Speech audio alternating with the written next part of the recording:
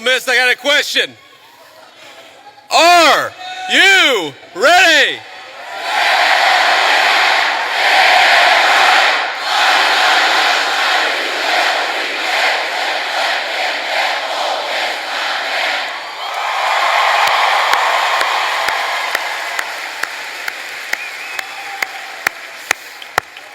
Wow, that was impressive. They told me that would be impressive, and they were exactly right. So let me say a few words of thank you first to my dear friend and the widow of my dear friend Charlie Kirk. Erica, you have been such an amazing inspiration to the entire country. How much do we love Erica Kirk? She's done a hell of a job.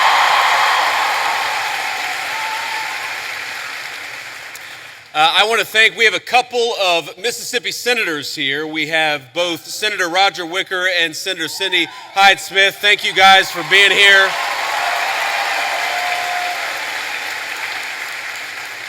We have the governor of Mississippi with us. We got an all-star crowd here. Governor, thank you for being here.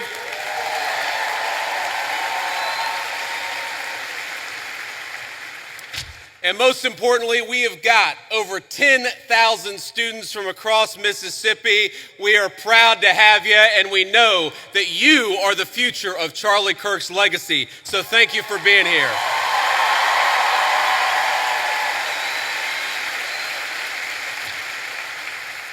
You know, I got this whole speech written, and I'm not going to deliver any of what I had written. I'm just going to speak from the heart, because that's what Charlie would so often do. And you know, when I think about what we lost 6 weeks ago, it feels like forever ago when I was in a meeting in the West Wing and one of my staff members came in and said that Charlie had been shot. And then I looked at my phone and I saw all the text messages and realized that my dear friend had been very seriously injured. Now, in the West Wing at that time, we actually thought that Charlie had a chance. We didn't know that he was eventually going to pass away. There were initial reports from the medical team that maybe things were going okay. And of course, eventually Charlie took his last breath and went home to be with his Lord and Savior. I remember thinking at that moment, first, of course, about Erica and the children. They've got their oldest, their daughter, is very similar in age to our youngest child. And I remember thinking, what a terrible tragedy for that family. And the second thing that I thought was, what a terrible tragedy for the United States of America. Because Charlie wasn't just a political figure. He wasn't just a guy who went around campus and said very interesting things and hosted all of these debates. He was a person who, particularly to the young people of this country, to all of you, he had the very best advice. And I think that's the most important way for me to honor Charlie, which is to repeat that advice, something I found true in my own life. Charlie wanted all of you, whatever life path you chose, whatever career you chose, whatever you ultimately did for a living, Charlie wanted you more than anything to invest in the things that were worth having, to build a life that was worth building. And that started, the most important advice he ever gave you was fall in love, get married, and start a family. And I can't honor Charlie without repeating that most important advice.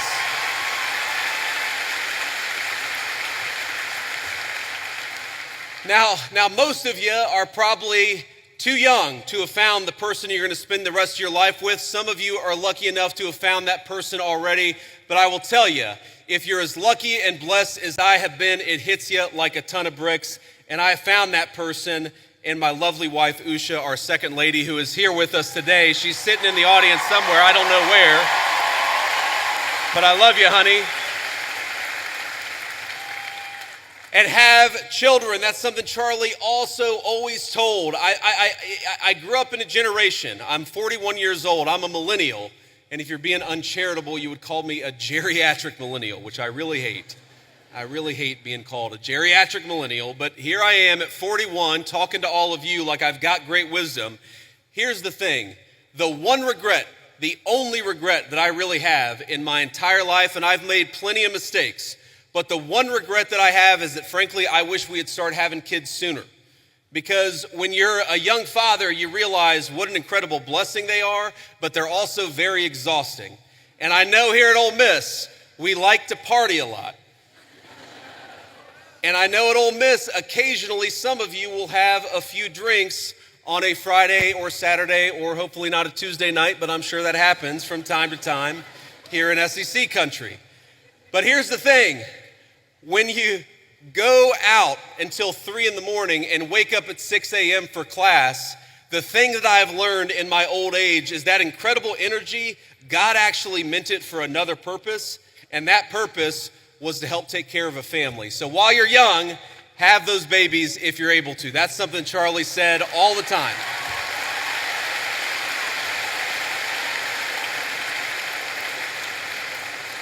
But if you think of that advice, Charlie wanted you to get married. He wanted you to fall in love. He wanted you to build a family. He wanted you to find a vocation. That was the advice that he gave on campuses, but that's not just about you. That's also about our country and about our government. Because while you have the freedom to live life as you so choose, I have got a responsibility as your vice president to make the American dream as accessible as possible. And this is why, my friends, this is why we care about all the things that we care about. Why do I care so much about having a secure border in the United States of America? It's because I believe that when you let in a flood of illegal immigration, what it does is it drives down the wages of young people and makes housing unaffordable for the entire American population. That's why we closed down the border.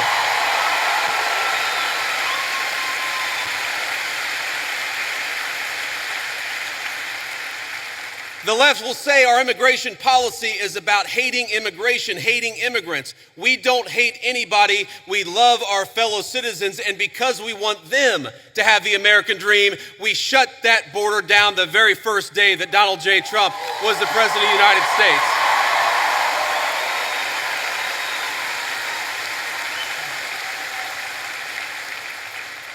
I care about you being able to afford a home, which is why we fought so hard to fix the broken policies of the Biden administration.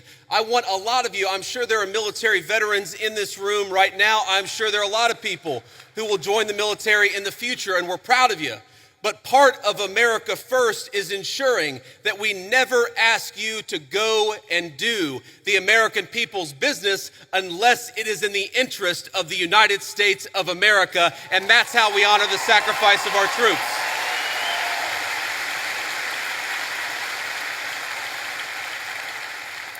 And that's why, my friends, that's why we care so much about free speech, as Charlie lived and died for the basic principle that we ought to be able to talk about our differences, we ought to be able to debate them, and we ought to have faith that the best way to make sure that the best idea wins is to actually just have a discussion. And that is what this event is all about. That is what Turning Points USA is all about. And I am so proud, and most of all, I'm so grateful to each and every person, whether you're a Republican or a Democrat, for coming out and honoring one of the most important parts of Charlie's legacy, because we're going to have a discussion tonight, and that's what Charlie would want us to do.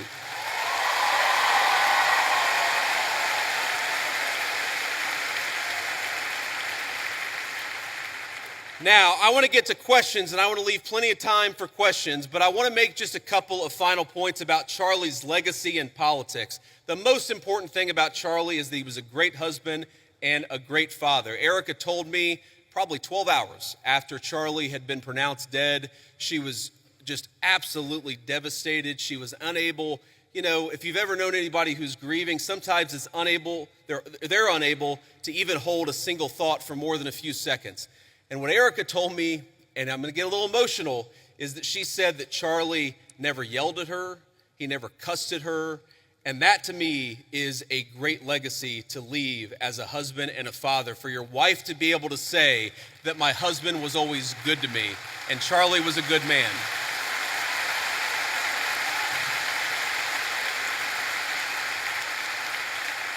But he also had the legacy of believing in political debate, and he was the most effective person in politics that I have ever seen. And by the way, that's not because Charlie always agreed with me and the president's policies. I remember one time in particular where Charlie Kirk called me, and guys, he was mad. It was one, I wouldn't say the last conversation that I had with him, but it was in the last few months of his life. and he called me and he said, JD, I'm really worried. I'm really worried that what's going on in the Middle East right now is going to lead the United States into a protracted military conflict. I've never told anybody that Charlie was really worried about that in the final months of his life. Now, here's the thing. Charlie was so effective and he was so trusted by both me and the President of the United States that when Charlie made that phone call, I didn't say, screw you, you don't know what you're talking about. I listened to him.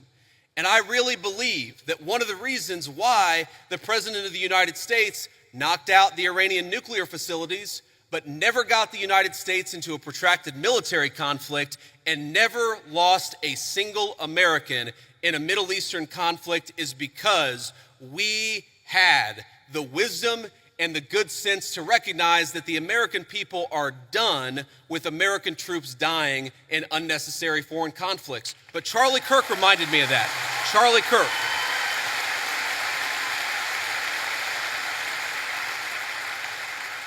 So that was a great moment for our country. It was a great moment for my friendship with Charlie Kirk, because friendship is not just about telling everybody what they want to hear. It's not just about agreeing with everybody all the time. It's about having the trust in another human being that you can tell them they're wrong and actually encourage them to change their mind. Or in that case, not necessarily even tell us that we were wrong, but make sure that we were thinking about all the options. And of course, under the president's leadership, we were doing exactly that. But Charlie was so good at that.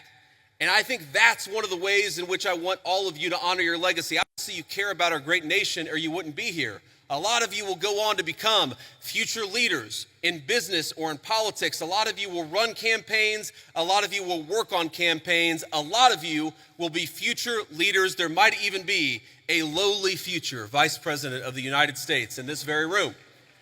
But here's the thing that I want all of you to remember. Charlie wasn't effective just because he had opinions. A lot of people have opinions. Charlie was effective because he was courageous, because he worked very hard, and because he made his vision a reality. And so if you care about this country, as I know all of you do, don't just complain about social media. Get up and get involved in a campaign. If you want a better policy outcome, even from an administration that you voted for, then get out and get involved and making your voice heard. If you care about this country, love it enough to get involved in the process and how we govern it. That is the only way we are going to save the United States of America, and that is perhaps the greatest contribution that you can make to Charlie Kirk's legacy is getting involved in saving this country. I'm in the fight, and I know every single one of you are with me. God bless you, and thank you for having me.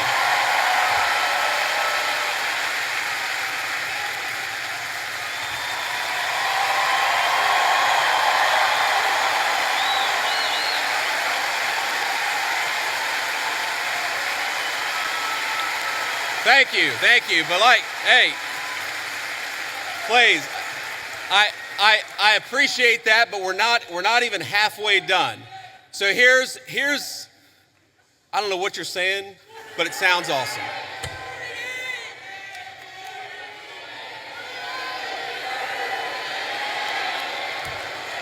Let's not get ahead of ourselves, ladies and gentlemen. What we're going to do next is actually take some questions. And I remember one of my favorite things about Charlie, not that there aren't going to be some questioners who agree with me, but if you disagree with me, I would ask that you come to the front of the line, because we want to talk to people we agree with. We also want to hear from people we disagree with.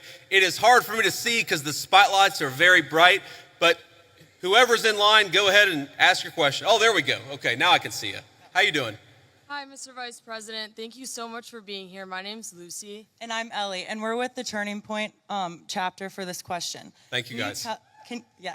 Can you tell us how your faith helps you in your role as Vice President? Well, I appreciate that. That is a very good question. And this is another way in which Charlie has affected my life. I would say that I grew up, again, in a generation where even if people had very deep personal faith, they didn't talk about their faith a whole lot.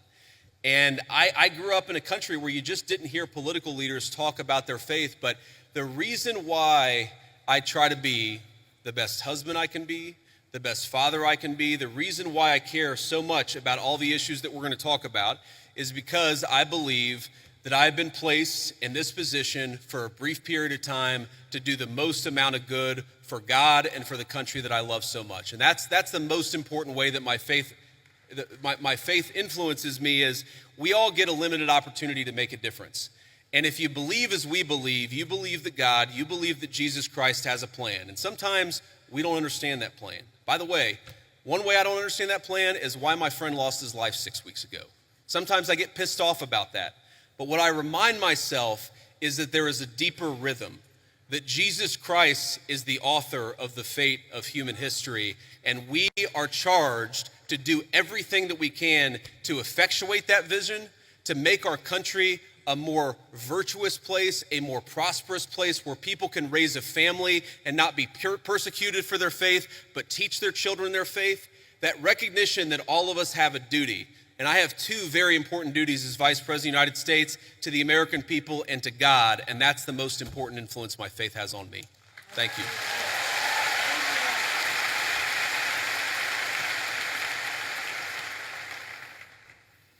I understand your view on illegal immigration is it should be a top priority, strengthening our southern borders and fighting the massive drug trafficking that's taken place while securing jobs for the working class Americans. Also, deporting every single person who's invaded our country illegally, which I 100% agree on. My question to you is, what is your view on legal immigration?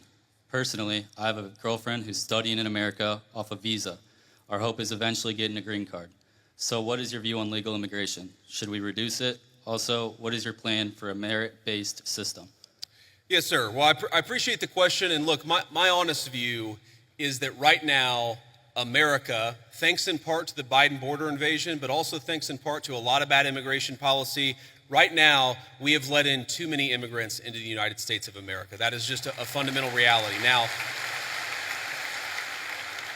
Now, look, legal immigration is complicated because we let in about 1 million legal immigrants into the United States of America every single year. And I think the evidence is pretty clear that a lot of those immigrants are actually undercutting the wages of American workers. It's one of the reasons why the President of the United States, and a lot of us in the administration have encouraged H-1B reform, because if you look at the H-1B visa, what it's supposed to be is that you have a super genius who's studying at an American university, who's working at a great company. You want that super genius to stay in the United States of America and not go somewhere else. What it's actually used to do is hire an accountant at a 50% discount to an American citizen. I don't think that we should be hiring accountants from foreign countries when we've got accountants right here in the United States that would love to work for a good wage.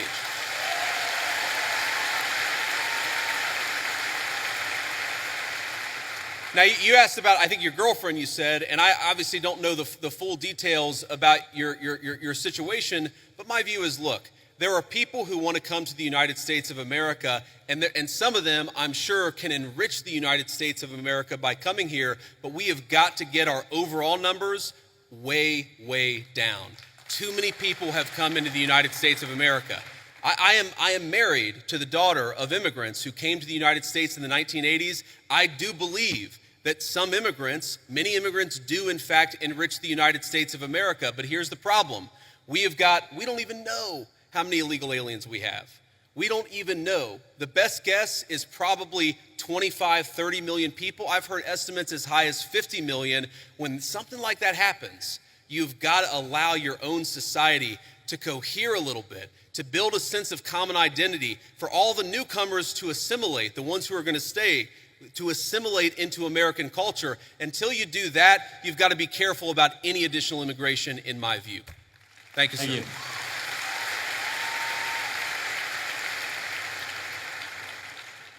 Hello, I have a question about Israel and Trump's policy towards it. Do you think it's a conflict of interest for Miriam Adelson, an Israeli donor, to give millions of dollars to his campaign and then Trump have pro-Israeli policies? Well, if you're asking, do I think the President of the United States has a conflict of interest? No, I do not, because I know how the President of the United States makes his decisions and I see it behind the scenes. Now, as the President himself has said, Miriam Adelson, who, by the way, I know and I have a very good relationship with her, she is very clear about the fact. She doesn't hide the fact that she really loves Israel, and that is part of what motivates her political giving. That is a reality. At the same time, the President of the United States is America first through and through. And let me give you just a couple of examples of this. Number one, we have heard from some pro-Israel voices, some people who really love the state of Israel, that they don't want us to have a relationship with certain Middle Eastern countries. Well, the president, his attitude is, we need to build relationships with any country where we have shared interests, and he's going to do it if it's in the interest of the American people, and he's done exactly that. Number two, there were people, and I remember this criticism of the President of the United States, I just raised it in the context of a conversation that I had with Charlie. I remember when people said that the President of the United States was going to get us into a multi-100,000 troop regime change war for Israel. This was 4 months ago, this was 6 months ago. Now, the people who accused the President of the United States of wanting to get us into a regime change war for Israel, I wonder if they stepped back and said, you know what, we were wrong about that, because the President of the United States did not want to get us into a regime change war for any other country. He wanted to knock out a nuclear facility and get everybody back home, and that's exactly what he did. So I understand there's some frustrations out there, but I think the President of the United States, more than any president of my lifetime, is willing to stand up to anybody if he thinks it puts the interests of the American people first. Thank you. Hello, Vice President Vance. How you doing? Good. I have a question. Do you condone large private corporations such as Palantir hoarding data caches on U.S. citizens? No, I don't condone it. And here's the thing. So I get asked about Palantir a lot because there's this internet meme out there that somehow I am super in bed with Palantir. And here's the thing that I'd say about this. Palantir is a private company. They sometimes do a useful service, and sometimes they're going to do things that we don't like. You should be demanding that your representatives do two things when it comes to Palantir or when it comes to any other technology company. Number one, protecting your data.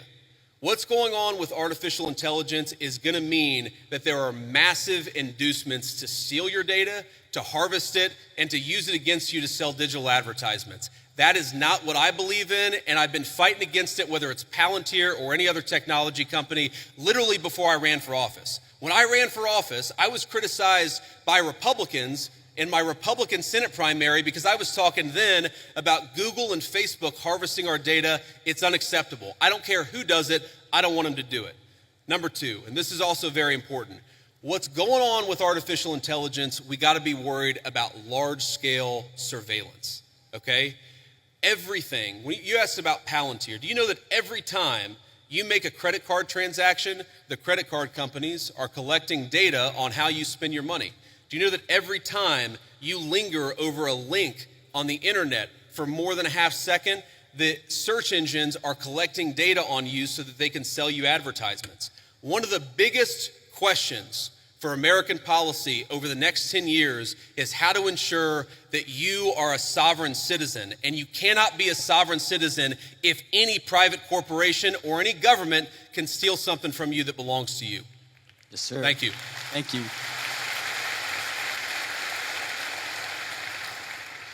Vice President J.D. Vance, good evening. Thank My you. question is, the Republican Party, they stand for the right to bear arms. A lot of things the founding fathers really made a priority. Sure. And I feel as if requiring Christianity in public schools goes against the founding fathers' wish of freedom of religion. What do you think about that? Well, I guess who is saying that we require Christianity in public schools? Just from what I've seen on the media and the news, it seems like the Trump administration had wanted to make praying in schools and Christian values incorporated.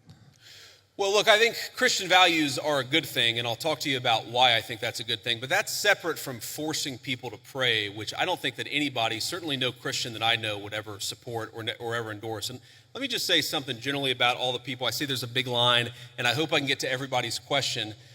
I remember when I was a sophomore in high school, I went to an event at my church, which was a book signing with Oliver North and Sean Hannity, the Fox News host. And this was back before, this was, I guess, 25 years ago. And so neither of these guys was maybe as big as they are today. And I remember standing in line, and I'm about to say hello to Oliver North and Sean Hannity, and I remember thinking to myself, I was so nervous, all I need to do is shake their hand, give them a firm handshake, and tell them my name.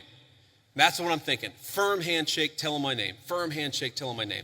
And I get to the front of the line, and Sean Hannity looks at me, and he says, "How are you doing?" And I totally panic, and I go, JD. Because I had rehearsed shaking and saying my name. My point is, I admire your guys' courage, and please don't be nervous. If you need to work through a question, think about it, speak it. We're all here to have a nice conversation, and we're all supportive of it. Here's the thing when you talk about forcing, I'm gonna answer your question, of forcing Christianity, forcing people to pray. There's a liberal idea out there that I think is wrong, and that's that liberalism is the source of freedom of religion.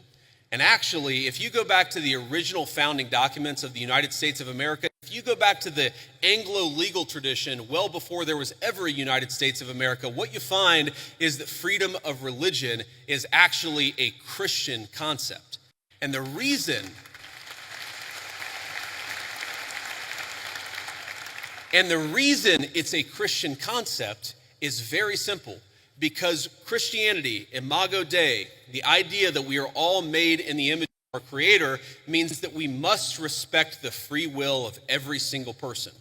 Now, part of that is you have a conversation with people. Having free will doesn't mean that you're not allowed to encourage somebody, that you're not allowed to talk to somebody about your faith, that you're not allowed to talk about certain values in school. When our founders talked about freedom of religion, they didn't mean you weren't allowed to say a Christian prayer in a public school or that you weren't allowed to talk about Jesus Christ in a public forum. They just meant that nobody could force you to profess the Christian faith. That had to come from your own free will. And I believe that, and I think every Christian who I've ever spoken to believes that the source is the Christian, the source of your faith, the Christian understanding must be your own free will. But here's the thing about Christian values.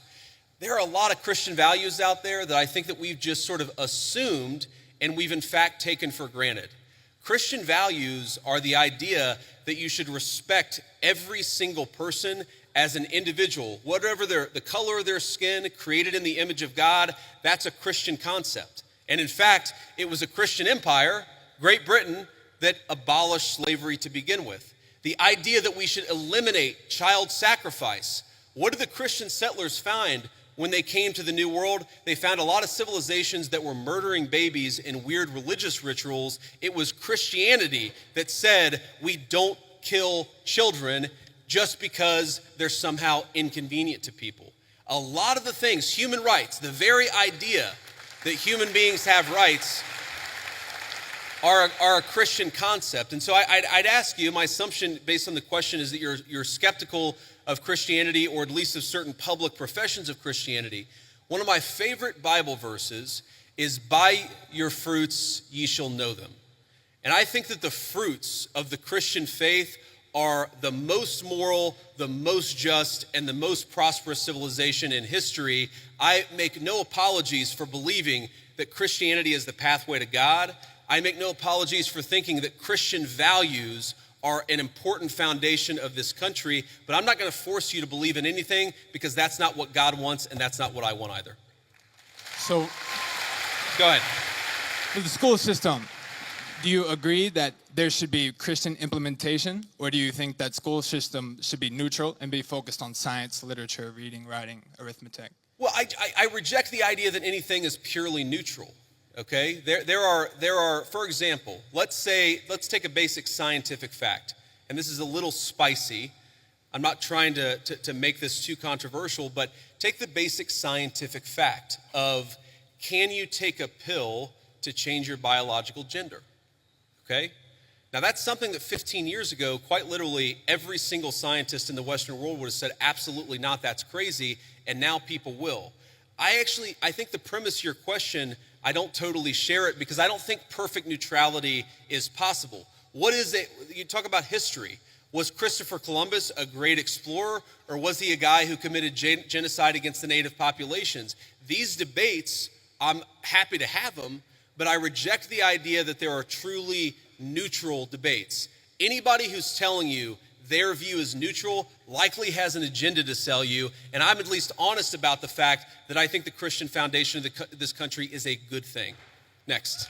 Okay, thank you. And for the pill you're talking about, what do you mean specifically? Are you talking about testosterone, estrogen? Yeah, I'm talking about hormone replacement therapy. That's what I'm talking about. Just to be respectful, let's keep it going. Yes, thank you. Have a good night. You too.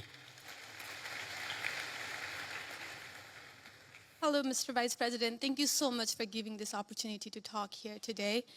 I did not agree with many of the things that you said right ahead of this, but I don't think that's my point to discuss here.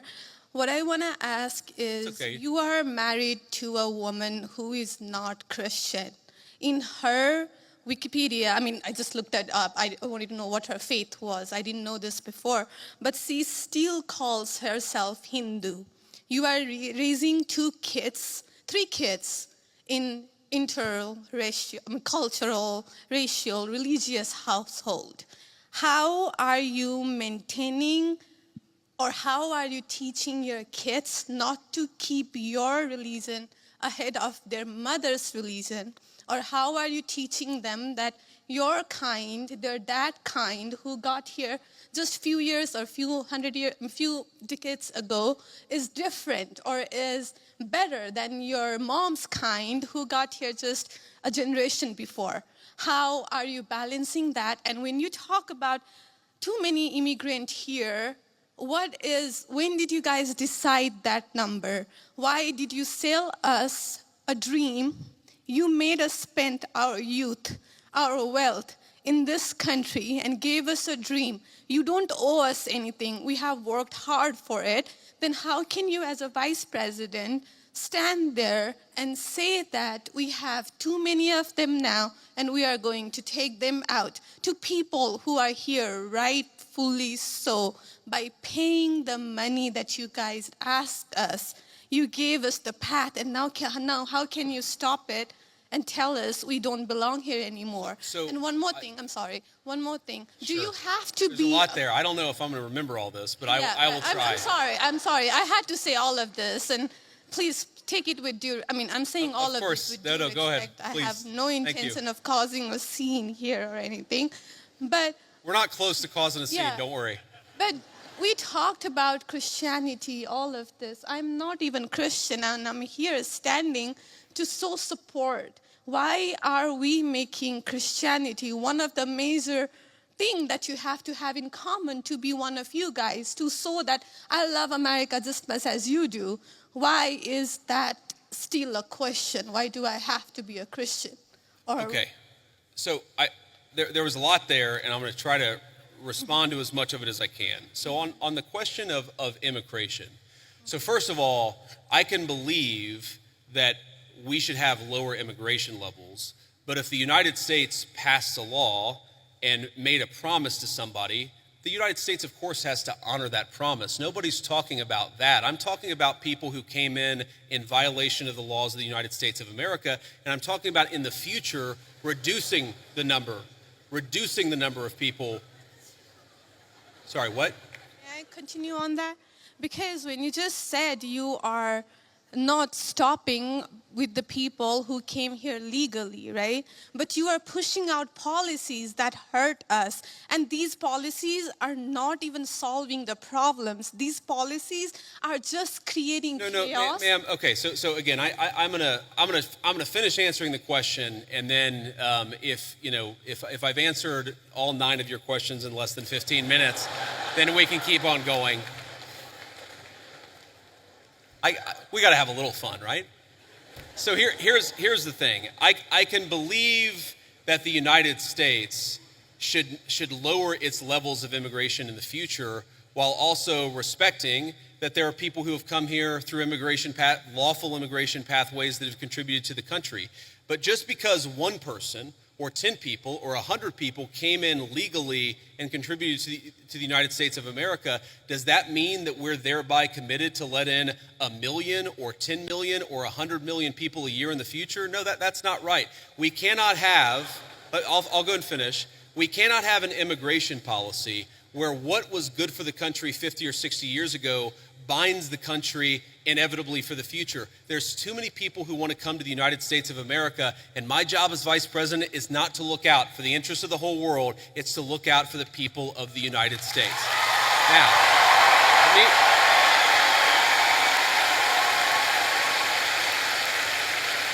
Now, you asked a personal question about our interfaith household. And yes, my wife did not grow up Christian. I think it's fair to say that she grew up in a Hindu family, but not in a particularly religious family in either direction. In fact, when I met my wife, we were both, I would consider myself an agnostic or an atheist, and that's what I think she would have considered herself as well. You know, everybody has to come to their own arrangement here. The way that we've come to our arrangement is she's my best friend. We talk to each other about this stuff. So we decided to raise our kids Christian. Our two oldest kids who go to school, they go to a Christian school. Our 8-year-old did his first communion about a year ago. That's the way that we have come to our arrangement. But, thank you. My 8-year-old was also very proud of his first communion. Thank you, guys. I'll tell him that Ole Miss wishes him the best. But I think everybody has to have this own conversation when you're in a marriage. I mean, it's true for friends of mine who are in Protestant and Catholic marriages, friends of mine who are in, atheist and Christian marriages. You just got to talk to the only advice I can give is you just got to talk to the person that God has put you with, and you've got to make those decisions as a family unit. For us, it works out. Now, most Sundays, Usha will come with me to church. As I've told her and I've said publicly, and I'll say now in front of 10,000 of my closest friends, do I hope eventually that she is somehow moved by the same thing that I was moved in by church? Yeah, I honestly do wish that, because I believe in the Christian gospel, and I hope eventually my wife comes to see it the same way. But if she doesn't, then God says everybody has free will, and so that doesn't cause a problem for me. That's something you work out with your friends, with your family, with the person that you love. Again, one of the most important Christian principles is that you respect free will. Usha's closer to the priests who baptized me than maybe I am. They talk about this stuff. My attitude is you figure this stuff out as a family, and you trust in God to have a plan, and you try to follow it as best as you can. And that's what I try to do. I want to make a final point. So I don't want to cut you off. I want to be respectful to all the people behind you in line. But I want to make this point about immigration, okay? If you ask the question, what is the exact right number of immigrants for the United States to let in, it is just very specific on the context. If you go back to the 1920s, the United States passed an Immigration Reform Act that effectively cut down immigration to close to zero for 40 years in this country. And what happened over those 40 years? The many, many people who had come from many different foreign countries and different foreign cultures, they assimilated into American culture. And there was an expectation that they would assimilate into American culture. I think we have two problems in our immigration system today. And my guess is you're probably a slightly more leftist political persuasion, liberal political persuasion, maybe not. But here's the thing. I remember back in my establishment GOP days, when I was still very early getting involved in Republican politics, I remember a conservative think tank person who told me that one of the reasons why immigration was really good is that if you had enough diversity in a country, people would mistrust each other and they wouldn't join labor unions. Okay? So when I see a lot of left-wing people who theoretically support organized labor saying we need to flood the country with a limitless number of immigrants, they're unwilling to set any limitations on it. My response to that is you are destroying the very social trust on which American freedom and prosperity was built. And that is really important to me. So the honest answer to your question, what is the exact number of immigrants America should accept in the future? Right now, the answer is far less than we've been accepting. We have got to become a common community again, and you can't do that when you have such high numbers of immigration, which is one of the reasons why we have the immigration policy we do. Thank you. Next.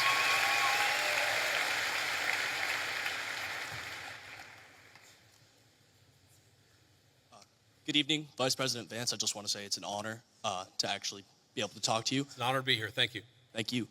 One of my biggest questions is, I feel like one of the biggest problems that America is facing today is that ever-growing social political divide, and we're seeing this on the Republican and Democratic side, but we've seen that a refusal to cooperate with the other side has led to some major issues, including right now the government shutdown, and I wonder, as the party in power, what are your plans to address that issue towards reaching that olive branch out to the other side to actually come to an agreement on how to go forward with our government? Look, it's a very good question, and let me just say on the government shutdown in particular, the reality here is that there's a very simple bill that just reopens the government. It does it through pretty much the end of the year. That got every single Republican in the House of Representatives to support it, and then it got 52 Republicans in the Senate and 3 Democrats in the Senate to support it. But because of weird Senate procedural rules, it requires a 60-vote threshold. So on that issue in particular, when you have every single Republican with like 2 exceptions in both houses of Congress, I feel pretty confident. I know that I'm partisan. I know I have an R next to my name, but I feel pretty damn good saying the shutdown is the Democrats' fault because we voted again and again to open it.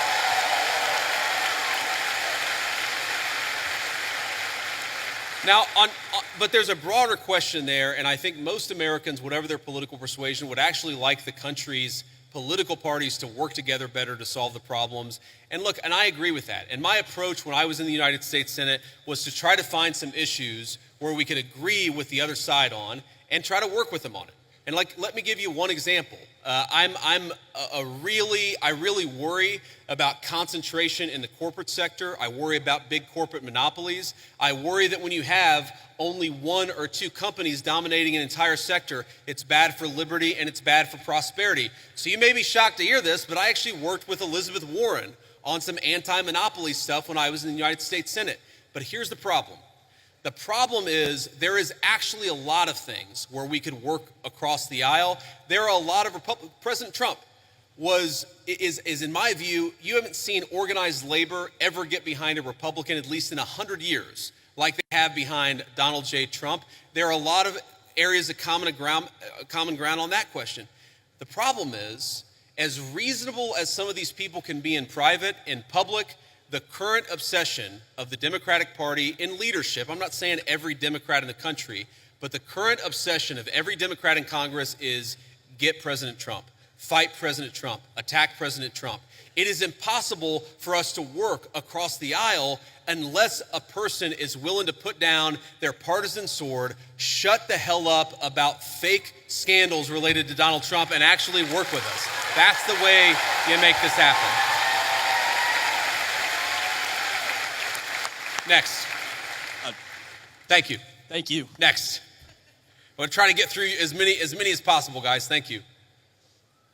Good evening, Mr. Vice President. Hello. Hi. I actually drove here all the way from Memphis, Tennessee. Go Tigers. So I'm sure everyone here is aware of the Memphis Safe Task Force that has been in the city for about a month now, and I checked a little earlier. As of this morning, I believe they've arrested 1,700 people and seized about 300 illegal guns. So I want to ask, how does this law enforcement objective jive with Attorney General Pam Bondi's pledge to make the Department of Justice a more pro-Second Amendment Department of Justice? Because I'm sure most people in here support the Second Amendment. So how can Republicans and this Department of Justice use the current gun laws that are on the books that a lot of pro-Second Amendment advocates disagree with, that we wanted to overturn in the big, beautiful bill, but we didn't get it? Yeah. So I understand the question. And by the way, I supported some of those changes in the big, beautiful bill. I know the President of the United States did too. We didn't have the votes to get them in there, and that's as simple as that. But I know exactly what you're talking about because there were a couple of issues in particular. I talked to some of my Second Amendment friends. But here's the basic issue. We don't want people who have violated the law, who have committed felonies. The Second Amendment, like every other amendment, it's about due process. It's that you don't have your rights violated unless there is due process of law. If you're a person who's committed 4 felonies and a court has lawfully ordered that you shouldn't have a gun and you're running around with a firearm, I don't have any problem with law enforcement saying you don't get to have that firearm that is illegally possessed, illegally obtained. I think that's basic law and order. Now again, if you had somebody come in and say, well, we don't think that person should have a firearm, but they haven't violated any law, that's a totally separate question. That's not what we're focused on. What we're focused on is violent crime and people who have violated, the bodily autonomy of another human people. A person who has committed an act of violence against one of their fellow citizens, we're going to clean up the streets, get those people off the streets, and make America safe for the American citizens again. That is our entire law and order policy, and I think we're doing a pretty good job at it. Thank you.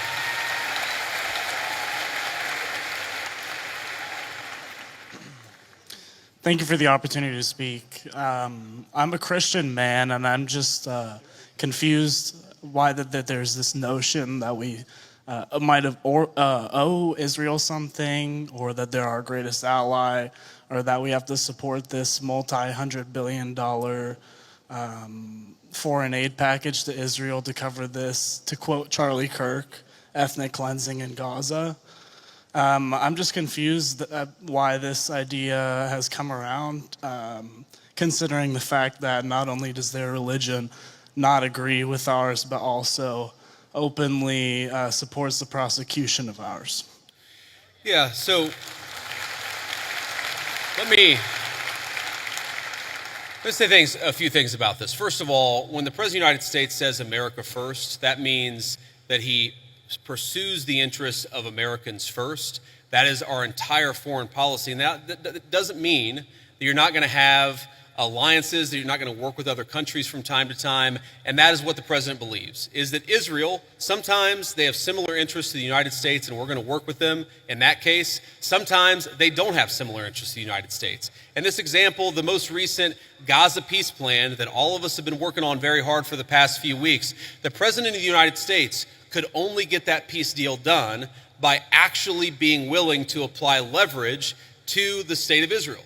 So when people say that Israel is somehow manipulating or controlling the president of the United States, they're not controlling this president of the United States, which is one of the reasons why we'd be able to have some of the success that we've had in the Middle East. Now you ask about, sort of Jews disagreeing with Christians on certain religious ideas. Yeah, absolutely. It's one of the realities is that Jews do not believe that Jesus Christ is the Messiah. Obviously, Christians do believe that. There are some significant theological disagreements between Christians and Jews. My attitude is, let's have those conversations. Let's have those disagreements when we have them. But if there are shared areas of interest, we ought to be willing to do that too. For example, one thing I really, really care about is the preservation of the Church of the Holy Sepulchre in Jerusalem. Christians believe that that is the site where Jesus Christ was crucified, and also that his tomb is right there as well. My attitude is, if we can work with our friends in Israel to make sure that Christians have safe access to that site, that's an obvious area of common interest. I am fine with that. What I'm not okay with is any country coming before the interests of American citizens, and it is important for all of us, assuming we're American citizens, to put the interest of our own country first. That's what we're going to do. That's what we try to do every single day, I promise you. Thank you.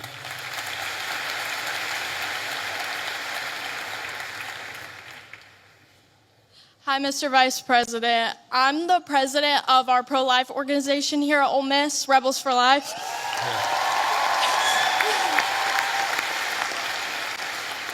And I myself, as the president, am 100% pro-life. And I know you've stated, you being Catholic, that in the past you've stated that you're 100% pro-life. But since joining the presidential campaign as the VP, you've kind of wavered how you see abortion. So I'm just wondering what your stance is right now. Sure. And do you think that someone else's right to liberty trumps someone else's right to life? Well, First of all, I appreciate your question, and I appreciate the work that you do. You asked the question, do I think somebody else's right to liberty trumps somebody else's right to life? No, I do not. I, in fact, do not believe that. Now, you said, and I'm going to take issue with something you said, just the premise of the question, which is that I've wavered on the pro-life issue. I really do believe that the president has been the most pro-life president in the history of the United States of America.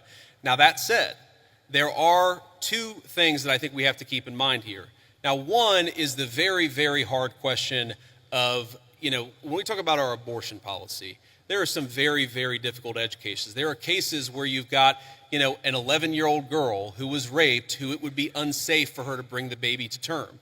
You've got situations where, bringing a baby to term would cause serious bodily harm, maybe death for the mother. That's one of the reasons why we believe in the exception in these cases where you have, again, they're edge cases, they're rare. I think the pro-abortion community would have you believe that's 90% of abortions. That's not true. But we got to be honest about the fact that there are some edge cases.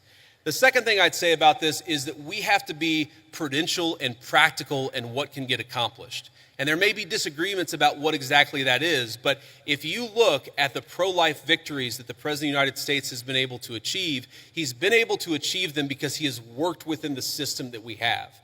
If your attitude is you are going to pursue the most aggressive pro-life option, even if it means you lose every election and every outcome means that you're going to be in a situation where the Democrats have abortion on demand up to the moment of birth to the very end. You've got to work within the political constraints that we have. Now, here let me just say something about this. And somebody asked me earlier about my Christian values.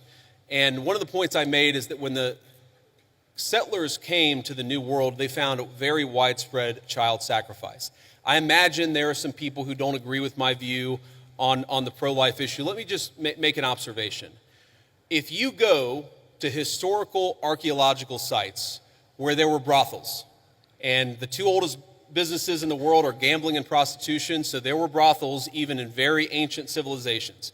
If you go back to ancient brothels and you dig up the bones of the women who are working in these places, you will very often find a lot of children who were buried with them. And the answer is that whenever a society decides to discard innocent babies, they also don't treat their women very well. And whenever a society mistreats its women, it is very often the babies who come right after that. There is a reason why Christian civilization ended the practice of child sacrifice all over the world, and it's one of the great accomplishments of Christian civilization. I believe that we should try to be protecting every unborn life. There's a question of exactly how we do it, but I would never say that anyone's right to life should be sacrificed. Thank you, ma'am.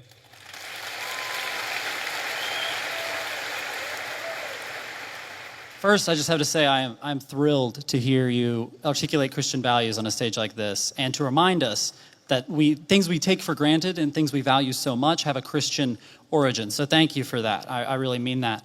However, so much of liberalism, by the way, so much of the far left is a sort of, if you really pay attention to it, it's a kind of perverted version of Christianity. Like, there's nothing wrong, of course, with focusing on people who are disenfranchised, for example. That's the focus of liberalism.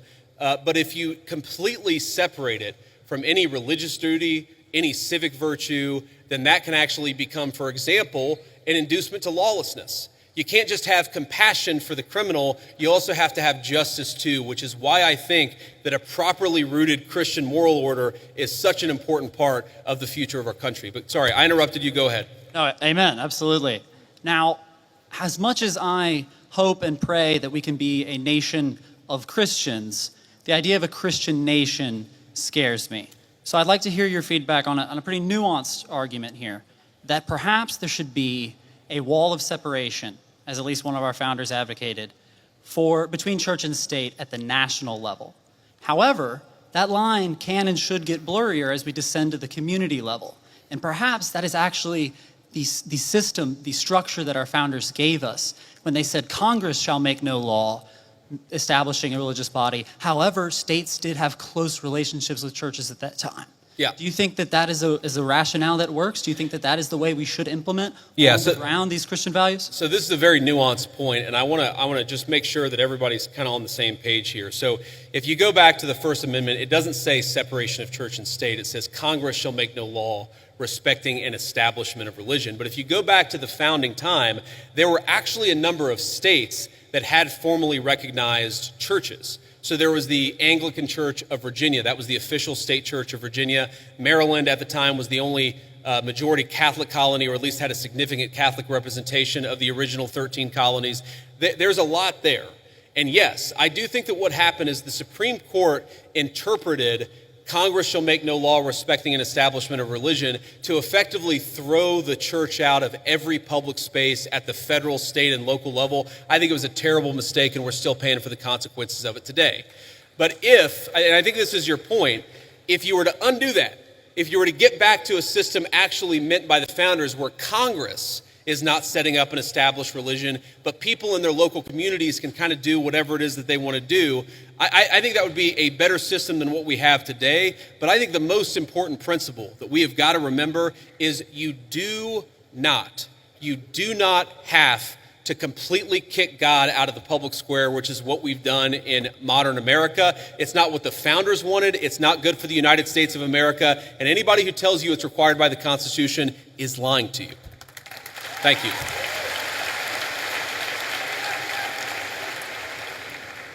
Hello, JD. How you doing today, man? Good. How you doing?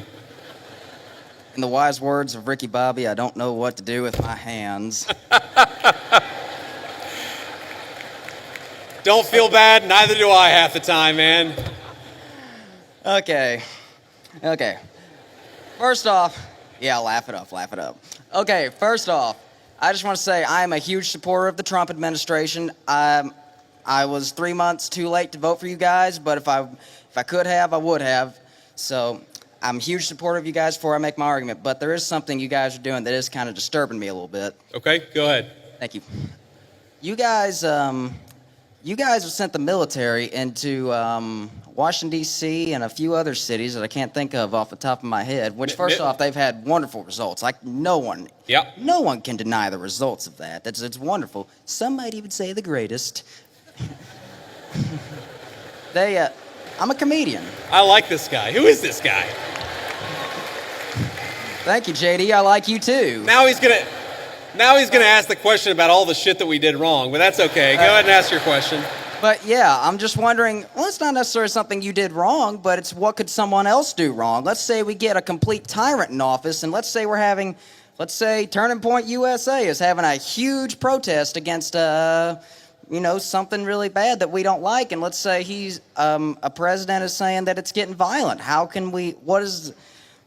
I'm trying to think. My mind's kind of blank. What is the difference between what you're doing and how could we prevent someone from abusing that power? Yeah. So look, I understand where the question is coming from, and I think it's a fair question. And it's going to sound like I'm being sarcastic, and it really is not meant in any offense. But when you talk about what could another administration do, to take a wild, hypothetical example totally off the top of my head, what if Joe Biden sent the Federal Bureau of Investigation to start arresting his political opponents? Okay? So here's something that I want every conservative to remember. It's an important part of my entire political philosophy is we cannot be afraid to do something because the left might do it in the future. The left is already going to do it regardless of whether we do it. That is the takeaway of the last 40 years. And in particular, if you look at what we're doing, if Joe Biden wanted to deploy the National Guard to a red state in a place where the murder rate was twice what it is in third world countries to actually go after murderers, that would be a great use of the National Guard. Unfortunately, I don't think Joe Biden would use it like that. What I'm worried about, frankly, is what the far left already did with American law enforcement, and that is the thing that we have to prevent against. And the answer to that question is you make sure the people who did it face penalties for using the federal power against American citizens. And by the way, That's exactly what we're trying to do. Thank you. Thank you, JD. Honor to meet you, man. Good to meet you too, man.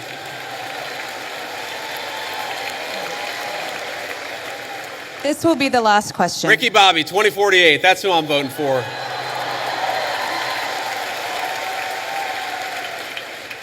This is the last. Oh, wow. We've been here over an hour. That's amazing. Okay, I'm sorry. Those of you who didn't get to answer a question, I tried to be as quick as I could. Go ahead. Mr. Vice President, I'm humbled and honored to be here. Recently, President Trump endorsed a candidate to run against Republican Representative Thomas Massie, who has opposed and criticized some of the Trump administration's aims. How would you address those who fear that principled disagreement or independent thinking is discouraged within the party because of how it can be framed as a betrayal instead of as internal accountability or an opportunity for debate and negotiation? So it's a very good question. And let me say, this one is hard for me. And the reason it's hard for me is because Thomas Massie and he's one of the first people that ever reached out to me about my book or about political office. I've known Thomas Massie well before I ever got involved in politics. Thomas's wife died maybe it was a year and a half ago, 2 years ago. It was a little while ago. She died very unexpectedly, was a very sweet and kind woman. And I was probably one of the first people that called Thomas to offer my condolences. I think the problem with Thomas, and I've told him this in private, and now I guess I'll say it in public, is it's one thing to disagree with the party on a particular issue. It's one thing to have your independent stand on a number of questions. And by the way, some of the stuff where Thomas Massie has been independent against the Republican Party, I've agreed with him with. Thomas and I worked together during 2023, where I was trying to stop the limitless flow of American money to Ukraine, and Thomas was one of the people I was working closest with it. But that's one thing. Being independent, having your own opinions is one thing. Voting against the party on every single issue, you're eventually going to make too many enemies. And that is the problem that Thomas has had. It's not one issue, it's not 3 or 4 issues. It's that every time that we've needed Thomas for a vote, he has been completely unwilling to provide it. That is why the President of the United States has trained his ire on Thomas Massie. It's because we can never count on him for some of the most difficult votes. I wish that weren't the case. I say that as somebody who's known Thomas well before I got into politics, but politics is politics, and when you always vote against the party, you can't expect the party to actually back you. That's the reality. So, let me say just a couple of final things before I hit the road here. And one, it has been such an amazing honor to be with all of you this evening. I want to say 2 things.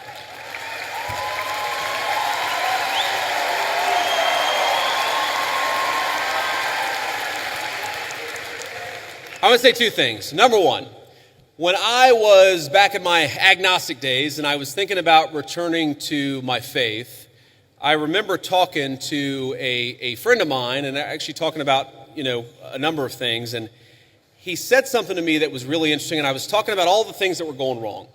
I was looking to the future. I was talking about everything that was broken in the world. And I said to him, things are just really, really dark. And he stopped me in my tracks. He said, JD, you're right. There are a lot of things that are really dark out there, but despair is a sin. Now, I know not all of you are Christians, but for the Christians out there, I think that it is very important to remember that despair is actually a sin. It's okay to disagree. It's okay to criticize. It's okay to think that things aren't going well with a particular issue, but we are called to never give up hope. But I think one of the critical lessons of Charlie Kirk's life to his dying breath, this was a man who never lost hope in his Creator and never lost hope in the United States of America. So let's remember that and carry that forward as a way to remember.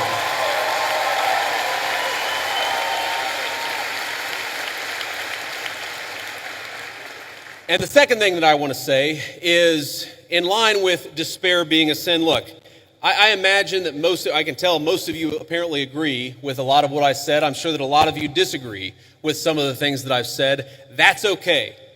We don't need in our political movement people who agree with us on every single issue. We got a couple of questions about Israel. We got a couple of questions about the National Guard deployments.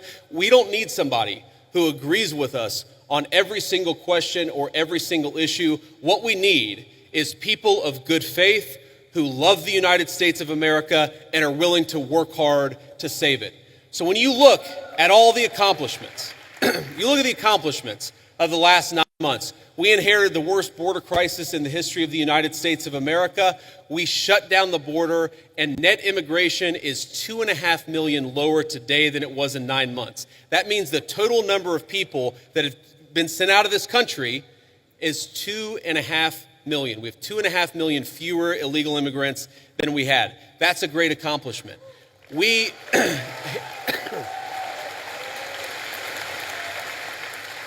inherited a terrible affordability crisis from Joe Biden, and I'm not going to tell you everything's perfect because it was a real bad situation that we inherited, but inflation is consistently below economists' expectations, and we are chipping away at it every single day. We inherited an economy where we had the largest trade deficit in the history of the United States of America. In 9 months, Donald Trump's tariff policies have cut the American trade deficit by over half. That means we're making more of our own stuff, and we're actually employing American workers to do it. And all that is to say that very often Charlie Kirk would call me and he would say, not attaboy, but he would say, do more, do more, do more. And I listened to Charlie because he was a dear friend and because I knew that he loved this country. My point is, the best way in your life to honor Charlie Kirk's legacy, it's not to despair, but to hope in the future of this country. If you disagree with something, then get involved in the movement to save this country. If you think that we could be doing more, then pick up the phone and get involved in the effort to change our minds and change the future of the United States of America in the process. My friends, the rebels of Ole Miss, despair is a sin. Do not give in to despair. Let's keep fighting to save the United States of America. Thank you, and God bless you.